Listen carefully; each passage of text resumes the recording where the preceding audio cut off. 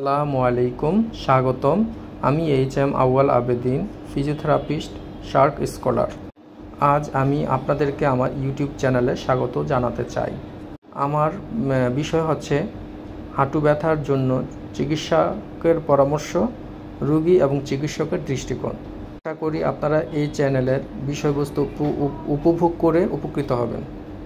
হাঁটু ব্যথার কারণ: অস্টিওআর্থ্রাইটিস 40%, ইনজুরি 30% ও অন্যান্য রোগ হচ্ছে 30%। প্রাথমিক লক্ষণগুলো: ব্যথা থাকবে 70%, ফুলা থাকবে 20%, গাঁটের সমস্যা থাকবে 10%। প্রতিরোধ করার কৌশল: নিয়মিত ব্যায়াম করে 50% প্রতিরোধ করা যায়, ওজন কমে 30% ব্যায়াম করা যায়, 30% কমানো যায়। সঠিক শরীরের অঙ্গভঙ্গি দিয়ে 20% কারেকশন করা যায়।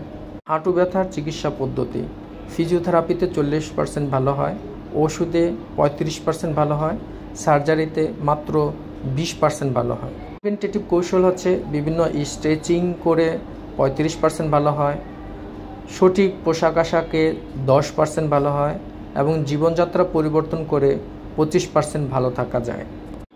আপনার মতামত আমাদেরকে জানাবেন। যদি আমাদের ভিডিওগুলো নিয়মিত দেখতে চান, দয়া করে সাবস্ক্রাইব করুন, বেল আইকনে ক্লিক করুন। ভিডিও দেখার জন্য ধন্যবাদ।